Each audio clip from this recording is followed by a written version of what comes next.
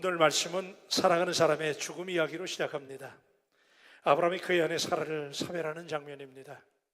아브라함이 백세의 독자 이삭을 낳았던 역동적인 스토리를 우리가 들어와서 오늘 우리에게 미래에 대한 기대감과 하나님이 아브라함과 이삭의 가문을 통해서 이루실 역사에 대해서 기대감을 품게 되는데, 오늘 좀 생뚱맞게 사라가 죽었다라는 이야기로 시작합니다. 사라의 장례식에 대한 얘기가 얼마나 중요할까? 대수롭지 않은 장례 이야기로 우리가 스쳐 지나갈 수 있고, 또 오늘 이 말씀이 사라의 매장지를 매입하기 위한 아브라함의 사업 수완의 이야기도 우리에게 중요한 메시지는 아닙니다.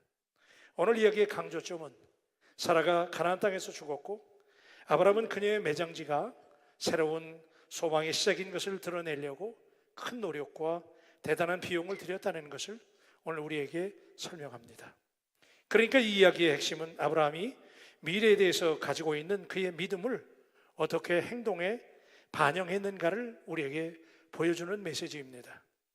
고대 이스라엘 사람들은 자신이나 가족의 매장지의 위치를 대단히 중요하게 여겼습니다. 그래서 가족의 뿌리가 있는 고향에 매장하는 것이 하나의 관습이었고 그것이 상식이었습니다.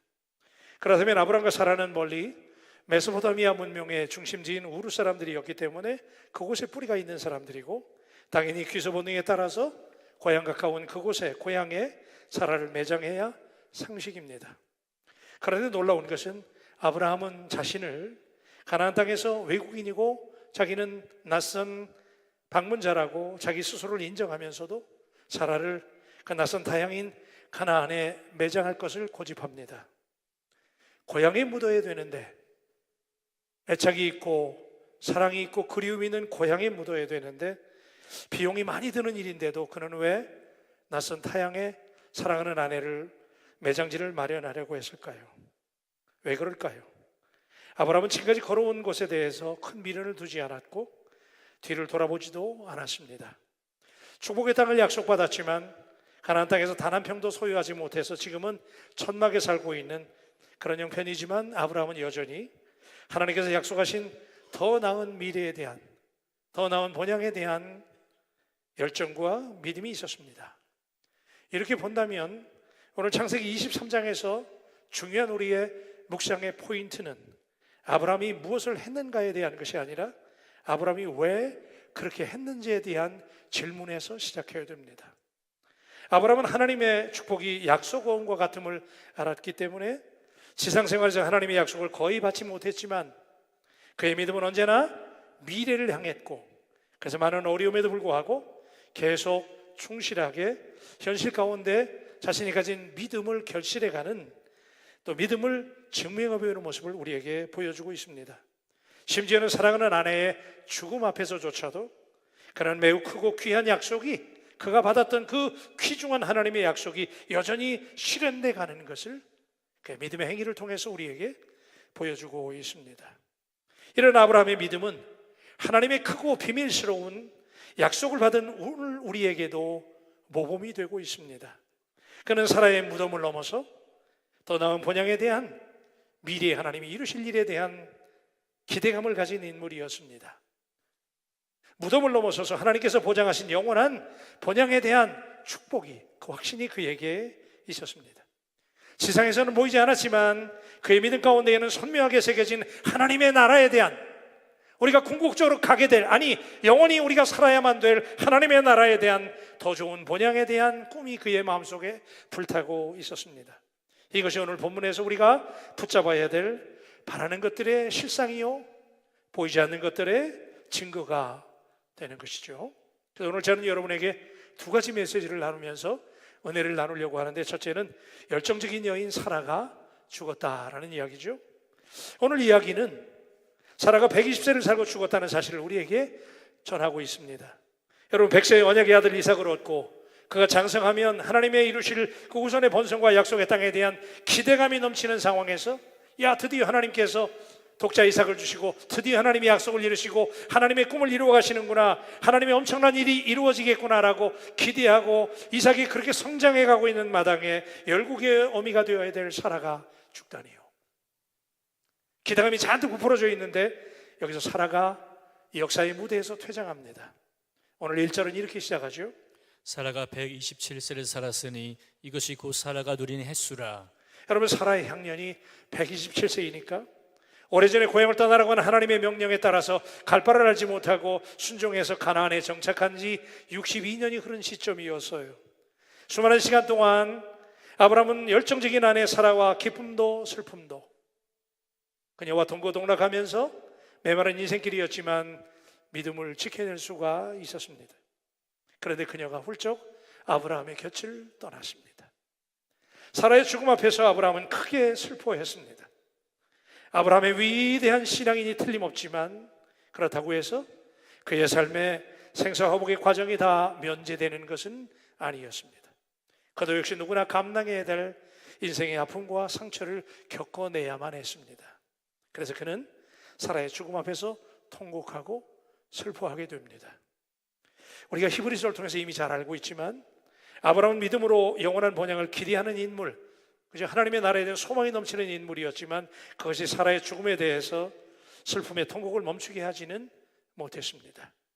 비록 그들이 곧 영원한 번영에서 함께 만날 것이고 지금은 헤어지지만 영원한 그날에서 다시 만날 것이라고 하는 분명한 기대감이 있더라도 사랑하는 사람을 잃었을 때의 슬픔은 사람이 가진 지극히 정상적인 감정입니다. 그러나 여러분, 놀라운 것은 역설적으로 아브라함은 사랑하는 아내를 잃었을 때 그녀와의 사별의 아픔 때문에 오히려 미래에 대한 하나님의 약속이 더 구체화됐고 그는 이 슬픔 가운데 하나님의 나라에 대한 분명한 소망을 가지게 됐고 이것이 그가 가나안 땅에서 그녀를 위해서 무덤을 사기 위해서 노력하게 되는 동기가 되었습니다. 여러분, 우리도 인생을 살다 보면 사별의 아픔도 고난도 인생의 장애물도 고통도 겪게 되지만 지금 그 상황만 생각하지 말고 아브라함처럼 미래에 이루어질 하나님 나라에 대한 소망, 하나님의 약속을 되새기고 어려움을 이기고 승리할 수 있게 되기를 주의 이름으로 축원합니다. 그것이 믿음입니다. 그래서 아브라함은 사라의 장례를 준비하게 됩니다. 그런데 문제는요, 사랑하는 아내를 잃고 장례를 준비하려고 그랬는데 무덤이 없었어요. 오늘 3절과 4절에 보니까 그 시신 앞에서 일어나 나가서 헷 족속에게 말하여 이르되 나는 당신들 중에 나그네요 거류한 자이니 당신들 중에서 내게 매장할 소유지 주어 내가 나의 죽은 자를 내 앞에서 내어다가 장사하게 하시오. 여러분, 이 당시에 헤브론 땅을 차지하고 있었던 헷 족속의 사람들을 아브라함이 만나서 사라의 매장지를 구하는 장면이죠. 자신이 나그네이고 거류하는 사람이기 때문에 땅이 없다는 거예요. 당신들 중에 내게 매장을 소유지를 달라고 호소하는 장면인데요. 여러분, 하나님이 지시할 땅으로 가라고 그래서 하나님이 인도하신다고 그래서 그 꿈 하나만을 믿고 사랑하는 아내와 함께 여기 가나안까지 왔습니다. 자손이 큰 민족을 이루고 가나안 땅을 차지하게 될 것이고 엄청난 민족을 이루게 될 것이라는 약속을 믿고 그 약속이 지금도 그의 가슴 속에 살아 움직이고 있습니다. 그런데 지금은 자식은 달랑 이삭 한 명밖에 없는 처지입니다. 그리고 척박했지만 양떼와 소떼와 함께 전형적인 유목민 생활을 하면서도 헤브론에서, 그 헤브론의 뜻이 하나님과의 교제의 장소, fellowship with God, 헤브론에서 하나님과의 교제의 풍성함으로 인해서 예배하며 하나님과 교제하면서 지금까지 큰 불만 없이 살아왔습니다. 그런데 막상 사라하고 사별하고 보니 사랑하는 그녀를 위해서 장사지낼 땅 한 평조차 소유하지 못했다니요. 약속을 믿는 신앙이었지만 아브라함의 심정이 어땠을까? 하나님의 약속 하나님을 믿고 지금까지 헌신하고 봉사하고 충성하고 그 약속이 이루어지기만을 위해서 지금까지 모든 것을 다 포기하고 여기까지 왔는데 사랑하는 아내를 잃었을 때 그녀를 위한 땅 한 평도 묘지 한 칸도 마련할 수 있는 능력이 자신에게 없었습니다. 그래서 그는 고백하기를 나는 나그네요 거류자였기 때문에 가나안 땅을 소유할 만한 권리가 없었음을 그가 스스로 설명해요. 여러분, 나그네와 거류민 같은 인생, 이것이 오늘 이 시간에 오늘 하나님이 우리에게 주시는 메시지예요. 우리 인생이 대단한 것 같아도, 우리 인생이 왕성한 것 같아도, 우리 인생이 아주 멋지고 희망의 빵빠를 울리고 잘 나가는 것 같아도 인생은 인생인데 우리 인생은 누구나가 다 예외 없이 나그네와 거류민 같은 인생이라는 사실을 동의할 수 있게 되기를 주의 이름으로 축원합니다. 우리 나그네일 뿐입니다. 외국인처럼 세상을 살 뿐입니다. 쉽게 말하면 오늘 우리의 여권은 이 땅에 있는 게 아니고 하나님 나라에 있는 거예요. 우리는 하나님 나라 천국의 시민이라는 사실을 믿으시면 아멘. 이 땅이 아무리 멋지고 훌륭하고 대단했을지라도 아브라함에게는 막상 아내의 죽음 앞에서 그가 마련할 무덤 한 칸도 없었다는 거예요. 왜요? 그가 외국인이고 나그네처럼 살았어. 가나안 땅에서 그는 철저하게 가나안 사람이 아니었기 때문에 가나안 땅을 등기 이전할 수 있는 시간도 권리도 능력도 지금까지 없었어요. 그는 나그네처럼 외국인처럼 살았어요. 그래서 나그네는 오늘 이 메시지를 통해서 오늘 이 말씀을 듣는 저와 여러분들에게 인생을 살아야 될 중요한 애티튜드를, 우리가 어떤 자세로 인생을 살아야 될 것인가, 우리 인생은 대단한 것 같아도, 천년 만년 살 것 같아도, 오늘 내가 떵떵거리고 사는 것 같아도, 아니 반대로 내가 고생하고 살지 모르지만, 그러나 분명한 것은 우리 인생은 나그네와 같고 외국인처럼 사는 인생인데, 우리가 거기서 끝나는 것이 아니라 돌아갈 하나님의 나라, 더 좋은 본향이 있다는 사실을 오늘 이 메시지 가운데 우선 여러분들이 붙잡게 되기를 주의 이름으로 축원합니다. 믿음의 조상들은 이렇게 고백했습니다. 히브리서 11장 13절로 14절에 보니까 이 사람들은 다 믿음을 따라 죽었으며 약속을 받지 못하였으되 그것들을 멀리서 보고 환영하며 또 땅에서는 외국인과 나그네임을 증언하였으니 그들이 이같이 말하는 것은 자기들이 본향 찾는 자임을 나타냄이라. 믿음의 선진들이 등장하는 히브리서 11장은 우리가 믿음의 거인들의 명예의 전당이라고 말하는 곳이잖아요, 그죠? 그래서 대단히 유명한 본문인데, 여기 보면 이름만 듣기만 해도 대단한 믿음의 거장들이 등장해요. 그런데 이 믿음의 거장들이, 우리가 리스펙트하는, 우리가 존경하는 이 대단한 믿음의 거장들도 다 믿음을 따라 죽었다라는 거죠. 신앙이 있든 없든 인생은 누구나 가다 한 번 왔다가 이 세상에 작별을 구하고 가야 된다는 사실을 성경은 엄중하게 우리에게 선언합니다. 젊었든 늙었든 노인이든 아이든 상관없이 누구나 가다 하나님이 정한 시간에 이 땅을 살다 가야 되는 외국인이고 나그네라는 사실을 우리에게 분명히 증명하는데, 그런데 믿음의 선진들이 이 세상에서 사는 동안 비록 하나님의 약속이 다 이루어지지 않았지만 그들은 세상을 살면서 나그네요 외국인인 것을 스스로 증언하면서 우리가 이 땅을 살아가는 것이 영원을 사모하는 믿음이 있었기 때문에 그들은 세상에 흔들리지 아니하고 흐트러지지 아니하고 외국인처럼 나그네처럼 세상을 살았다는 거죠. 여러분의 오늘 세상을 살아가는 자세는 어떻습니까? 죽음 후에 가는 영원한 본향이 있음을 믿었던 선지들처럼, 오늘 사라의 죽음 앞에서 그 믿음이 다시 회복되기 시작하는 아브라함처럼, 오늘 여러분에게 오늘 우리가 몸담고 살아가는 이 육신의 세상과는 비교도 되지 않는, 내가 그렇게 그리워하는 내 육신의 고향과도 전혀 비교할 수 없는 하나님 나라의 처소가 있다는 사실, 하나님께서 준비하신 하늘의 본향이 있다는 사실, 그 나라 가기 위해서 우리가 오늘도 길을 쓰고 해야 된다는 사실이 오늘 여러분에게 위로가 되고 격려가 되고 하나님의 능력이 되시기를 주의 이름으로 축원합니다. 성경은 이렇게 말합니다. 고린도후서 5장 1절에 보니까 만일 땅에 있는 우리의 장막집이 무너지면 하나님께서 지으신 집 곧 손으로 지은 것이 아니요 하늘에 있는 영원한 집이 우리에게 있는 줄 아느니라. 이게 우리 신앙이잖아요, 그죠? 이 땅에 살아가는 것 잠깐 살아가는 거예요.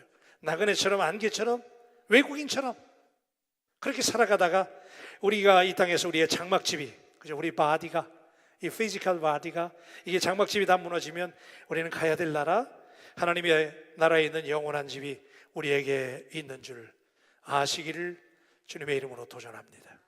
그게 우리 삶의 정체성이에요. 그래서 아브라함이 얘기하는 거죠. 내가 외국인 나그네처럼 살았다. 전에도 한번 그런 말씀을 드린 적이 있는데, 노예가 집을 지을 때 자신의 창자에서 있는 힘을 다해서 그 명주 실을 뽑아서 그 노예 고치를 만들게 되는데, 여기서 열흘만 살다가 노예가 떠난다고 그러죠. 제비가 자기 침을 뱉어서 진흙을 이겨요.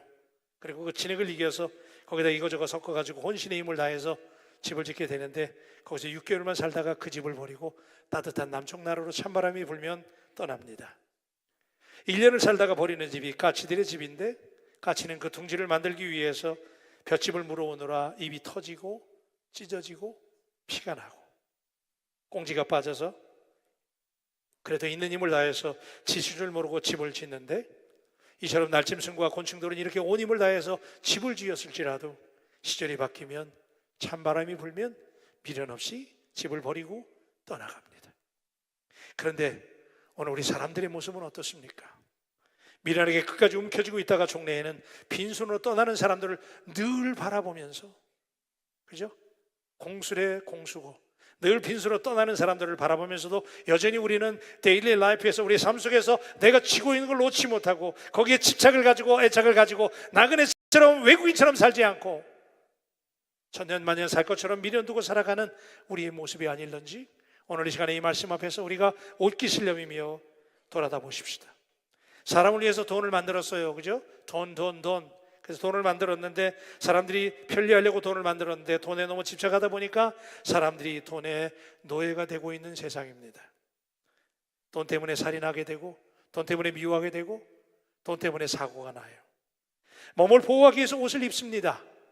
체온을 유지하고 우리 건강을 위해서 옷을 입게 되는데, 옷을 입다가 너무 좋은 옷을, 비싼 옷을, 명품 옷을 선호하다 보니 내가 옷을 보호하는 신세가 되어버렸습니다. 편안하게 사람이 거주하기 위해서 집을 짓습니다. 그 집에서 안락한 생활, 편안한 안식을 얻기 위해서 집을 짓는데 집이 너무 좋아져가지고 그 집안에 비싼 게 너무 많으니까 사람이 오늘날은 집을 지키는 강아지들이 되어가는 신세가 되고 있는 것이 오늘 우리의 현실입니다. 우리가 이 땅에 살아있는 동안 하나님이 맡기신 것들을 잠시 빌려 쓰다가 떠나가는 나그네라는 사실을 믿으시기를 주의 이름으로 축원합니다. 나그네가 방문객이 여행지가 아무리 좋다고 한들 집으로 돌아갈 생각이 없이 그 땅에서, 그곳에서 영원히 터를 잡고 살 수는 없는 노릇입니다. 그죠? 휴가차 영지에 갔는데 거기 너무 좋아요. 그래도 거기 남아있는 사람은 이상한 사람이에요. 나그네와 같이 머물고 가는 순례자와 같은 인생을 살면서 미래에 완전히 이루어질 천국의 소망을 품고 이 땅은 잠시 지나가는 순례자의 나라, 순례자의 세상, 오늘 여러분에게 주신 더 나은 번향에 대한, 우리가 영원히 돌아갈 그 나라, 우리 그 나라에 대한 소망을 가지고 그 나라에서 다 만날 수 있는 꿈의 사람들이 되시기를 주의 이름으로 축원합니다.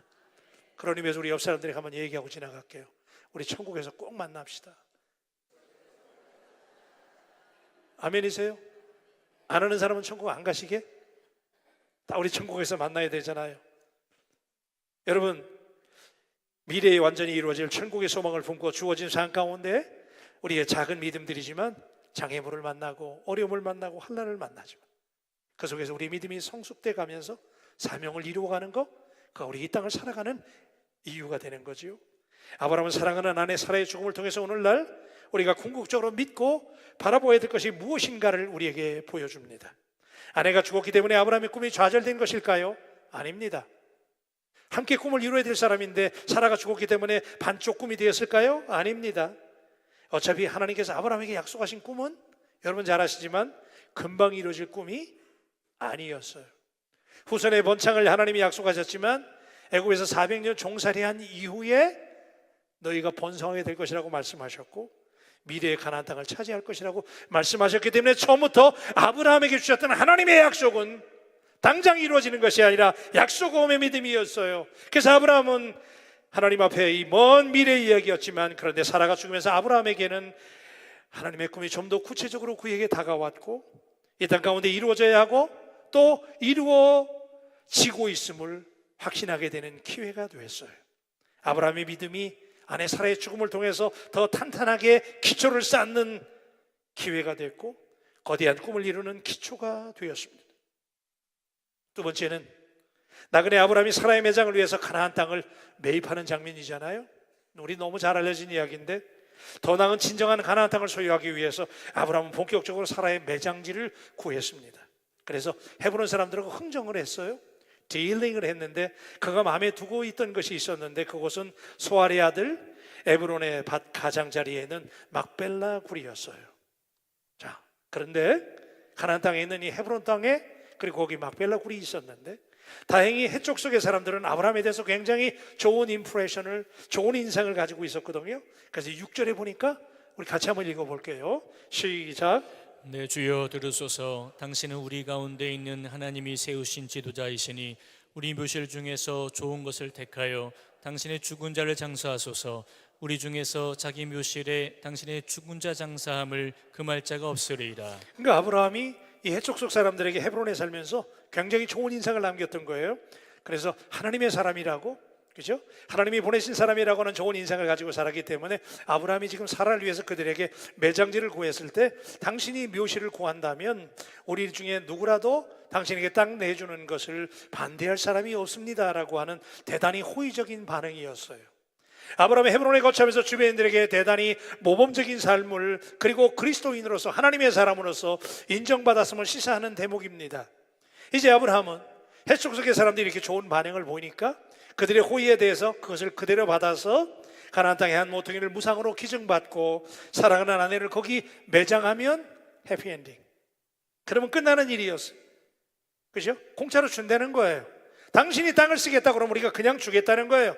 아브라함이 그렇게 크레딧이 좋았어요. 그런데 이상한 것은 아브라함은 굳이 그 땅을 제값을 주고 매입하겠다라고 고집을 부립니다. 이해하기 어려운 대목이잖아요. 공짜는 좋은 거예요. 그죠?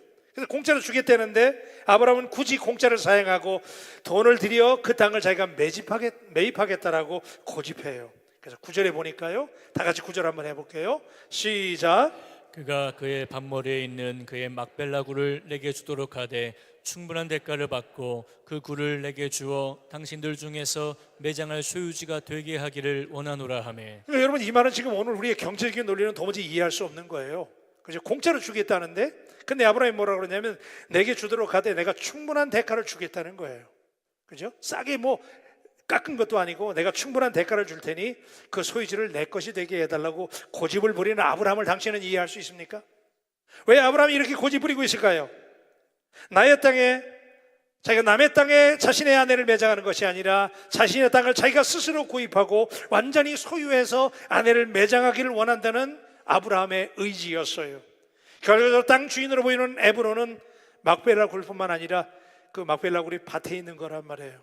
한 모퉁이에 있는데 그러니까 이 밭을 다 주겠다고 제안을 하게 되는데 결국 아브라함은 그 밭하고 막벨라 굴을 다 돈을 주고 구매해서 아내 사라의 매장지로 사용하게 됩니다.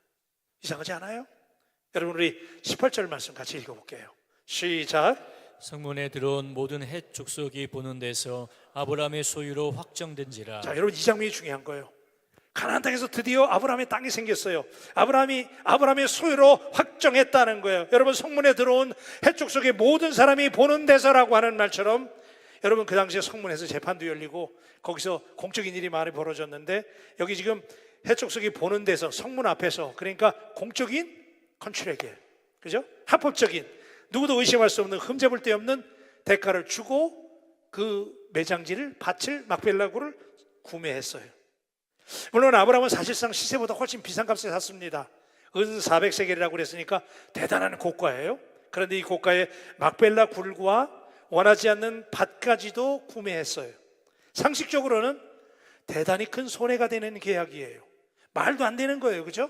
아니 깎으면 깎았지 공짜로 주겠다는데 그것도 밭까지 공짜로 주겠다 그랬더니 밭까지 자기가 다 사버린 거예요. 은 400냥을 주고 막대한 대가를 지불하고 굳이 이 거래를 아브라함이 원했고 아브라함은 이상스럽게 그 땅을 돈 주고 사는 일에 집착했어요. 도대체 아브라함은 왜 말도 안 되는 이런 거래에 집착하면서 막벨라 굴을 소유하려고 고집을 부렸을까요? 공짜로 주겠다는데요? 그죠? 그냥 주겠다고 그랬어요. 그런데도 아브라함은 이 말도 안 되는 거래를 고집스럽게 원했던 이유는 도대체 무엇일까요? 여러분 우리 한 번 더 생각해 보면 그때나 지금이나 고대 근동의 관습을 조금만 참고하더라도 이 막벨라 굴과 또 이 굴이 있는 밭 전체를 다 샀잖아요. 그러면 이게 앞으로 두고두고 손해가 되는 거예요. 왜냐하면 세금을 내야 될 거 아니야. 그죠? 굴만 샀으면 굴값만 내면 되는데 밭값까지도 두고두고 세금을 내야 됐기 때문에 이건 두고두고 손해가 되는 불편한 거래였어요. 근데 아브라함은 왜 이렇게 고집스럽게 공짜로 주겠다는데도 공짜로 받지 않고 그 밭을 이렇게 막대한 경비를 지불하고 그 밭을 소유하려고 했을까요? 막벨라 굴에 금덩이라도 묻혀 있단 말인가요? 왜 그랬을까요? 여러분 아브라함이 막벨라 굴에 집착한 것은 나름의 이유가 있었는데 이 막벨라 굴은 단순한 매장지로서의 의미를 넘어서서 거기에 굉장히 중요한 영적인 의미가 있는 땅이었어요. 여러분 한번 따라 하십시오. 우리 막벨라 크기 좀 하세요. 막벨라 아무거나 막배란 얘기는 아니고 하여튼 막벨라 굴이에요. 근데 여러분 이 막벨라라고 하는 말은 어떤 뜻이냐면 이중으로 겹쳐 있다, 포개져 있다 그런 뜻이에요. 그러니까 이렇게 이해한 거예요. 아브라함은 쉽게 말해서 굴 속에 또 하나의 굴이 있었던 거예요. 그러니까 단순히 보면 사라를 거기에 매장하는 무덤이 됐고 묘지로 보이고 매장지 정도로 보였지만 사실은 그 막벨라 굴은 우리가 영원히 안식해야 될 또 다른 굴이 있었는데 겹쳐지는 굴이라는 거예요. 막벨라였어요.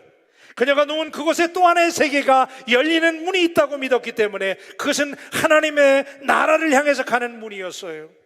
그러니까 막벨라 굴이 있는 이 가나안 땅은 하나님께서 아브라함에게 언약하신 후손들에게 주어진 약속의 땅이면서 동시에 영원히 거할 하나님의 나라를 상징하고 있는 그런 굴로 아브라함이 믿었던 것입니다. 그리고 그 메시지를 후손들에게 들려주기를 원했던 거예요. 열국의 어미인 사라가 그냥 가나안 땅의 한 동굴에 묻힌 것이 아니라 그 땅은 이중의 동굴이에요. 육신이 묻히는 곳이기도 하지만 하나님 나라 문이 열리는 곳. 그래서 아브라함에게는 그 하나님의 나라에 대한 큰 믿음이 있었기 때문에 거기에 아내를 묻기를 집착했어요. 여러분, 우리가 오늘 이 말씀을 들으면서 여러분에게 흥미로운 생각이 드는 것은 아브라함이 약속의 땅 가나안에서 마련한, 지금까지 자기 땅이 없었잖아요. 그죠? 헤브론에 그냥 살아왔는데 아내가 죽으면서 땅을 지금 마련했잖아요. 자기 돈 주고 소유지를 마련했는데 그 첫 번째 소유지의 용도가 뭐였어요? 다시요. 자, 아브라함이 지금 막대한 은 400세겔을 주고 샀는데, 자, 뭘 샀어요? 무덤을 샀잖아요. 이게 말이 되나요? 아니, 하나님이 그렇게 거창하게 약속하신 후손들을 위한 축복의 땅이 고작 무덤이라니요. 기왕이면 가나안에서 처음 매입하는 거니까 아브라함이 자기 돈 주고 지금 처음 가나안 땅을 샀는데, 기왕이면 하나님이 그렇게 거창하게 약속한 축복의 땅을 아브라함이 사기 시작했다면 아마도 명당 자리를 사야 되는 거 아니에요? 아니면 멋진 성이 들어가야 될 그런 값비싼 자리가 어울리는 거 아닐까요? 그런데 아브라함이 마련한 가나안 땅 정복 프로젝트의 첫 번째 무대가 무덤이라는 것은 도대체 오늘 우리에게 무엇을 말합니까? 오늘 이 막델라 동굴은, 이 무덤은 그냥 단순한 매장지라기보다는 돌아가야 될 땅으로 아브라함에게 믿어졌어요. 여러분 잘 아시지만 나중에 12지파의 시조인 야곱이 죽으면서 유언 남기죠. 자기의 모든 유고를 어디에? 해고를 가나안 땅에 막벨라 굴에 장사해달라고 유언해요. 그리고 요셉도 마찬가지예요. 애굽에서 그가 생을 마쳤을 때 자신의 해고를 메고 가나안으로 돌아가 줄 것을 요청했어요. 이처럼 아브라함의 첫 소주인 막벨라 동굴은 반드시 돌아가야 될 더 나은 본향 하나님의 나라로 아브라함에게 인식되었고, 아브라함은 이 땅을 차지할 오고 오는 모든 후손들에게 막벨라 굴을 생각할 때마다 어디를 생각하자? 하나님의 나라. 따라하십시다. 하나님의 나라. 그러니까 우리는 안 와닿는데 그 사람들에게는 막벨라 그러면 이중의 동굴이라 그 얘기예요. 사라의 몸만 묻힌 게 아니라 거기서 하나님의 나라가 시작되는, 우리가 돌아가야 될 나라는 이 땅에 몸담고 살아가는 가나안 땅도 되지만 궁극적인 하나님의 나라 가나안은 천국인 줄로 믿습니다. 가나안 땅을 약속하셨지만 후손들이 차지하게 될 것이고, 그래서 아브라함이 지금 차지했어요. 막벨라 굴을 차지했다는 것, 이 헤브론의 밭을 차지했다는 것은 이제부터 아브라함이 하나님께서 약속하신 가나안 땅 프로젝트가, 가나안 땅 프로젝트가 이루어지는 서막이 열린 거예요. 이제부터 하나님은 가나안 땅을 아브라함에게 주실 거예요.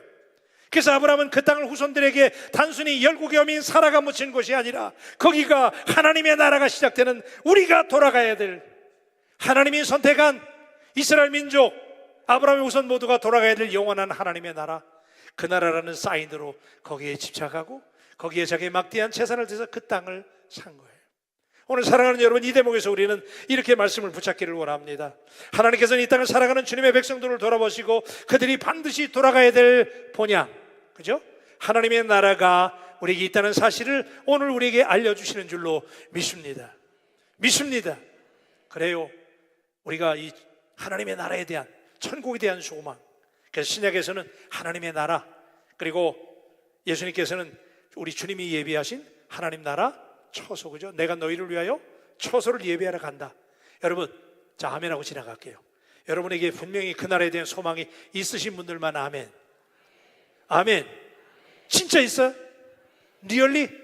그 나라에 대한 분명한 소망이 있는 거예요. 이 오늘 이 메시지는 그냥 사라의 장례식에 대한 얘기가 아니라 오늘 이 말씀을 통해서 우리가 하나님의 나라를 붙잡자는 거예요. 그래서 아브라함이요, 하나님의 나라를 그냥 얻지 않아서 공짜로 준다 그랬거든, 그죠? 그냥 쓰라는 거예요. 근데 아브라함이 어떻게 했어요? 막대한 경비를 지불하고 그 땅을 소유하기를 그가 고집했어요. 무슨 메시지예요? 하나님의 나라는 여러분이 그냥 건성 믿고 있고 그냥 적당히 그냥 그렇게 해서 이루어지는 나라가 아니라는 거예요. 오늘 하나님 앞에 여러분의 헌신을 드리고 기도를 드리고 땀을 드리고 사랑을 드리고 희생을 드려서 하나님의 나라를 소유하기를 주의 이름으로 축원합니다. 오늘 이 신앙이 흐리멍텅한 사람들 때문에 그냥 교회만 나가면 천국 가는 줄 알고 흐리멍텅하게 믿는 사람 얼마나 많은지 몰라요. 아브라함은 고집했어요. 묘지 하나 마련하는 일도 아브라함은 그가 거기 하나님의 나라가 되는 상징이기 때문에 그는 자기의 재산을 들여서 막대한 경비를 들여서 매장지를 소유하기를 고집했어요.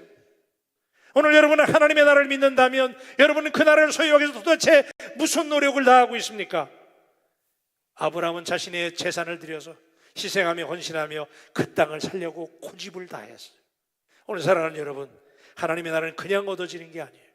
오늘 우리 하나님 앞에 더 헌신하고 더 사랑하고 더 희생하고 더 섬길 수 있는 바울 가족이 되시기를 주의 이름으로 축원합니다.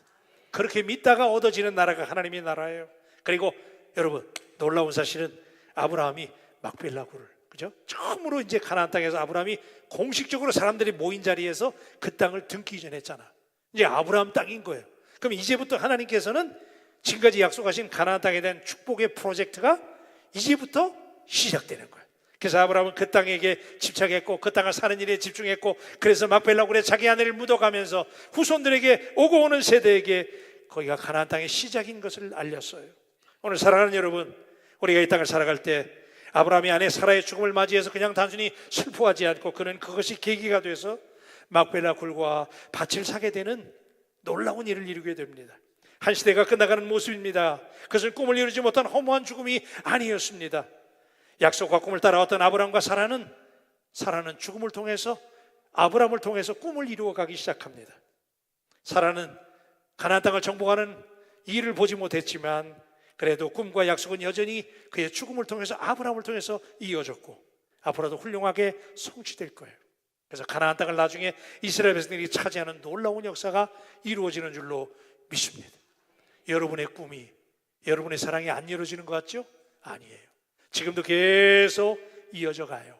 우리 부모님들이 떠나갈지라도, 사랑하는 사람이 떠나갈지라도, 여러분이 아픔과 상실의 아픔을 겪을지라도, 어떤 일을 당할지라도 하나님의 나라는 지금도 이루어져 가는데 그 나라에서 완성되는 그날까지 오늘 사랑하는 여러분, 여러분이 나그네요 외국인이라고 하는 정체성을 잊지 말고 천국에만 소망을 두시기를 주의 이름으로 축원합니다.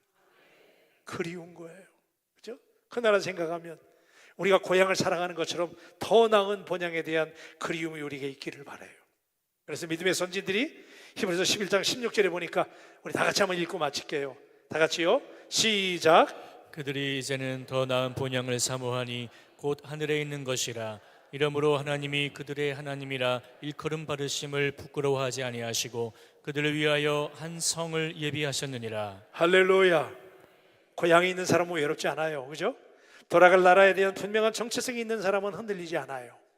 여러분, 나그네와 같이 외국인과 같이 잠시 지나가지만 우리가 돌아가야 될 영원한 본향에 대한 꿈과 비전을 가지고 오늘도 여러분의 믿음이 계속 성숙돼 가면서 그 나라를 그리워하면서 이 땅에서 하나님 맡기신 사명 잘 감당하고 천국을 소유할 수 있는 저와 여러분들이 되시기를 주님의 이름으로 축복합니다. 기도하십시다.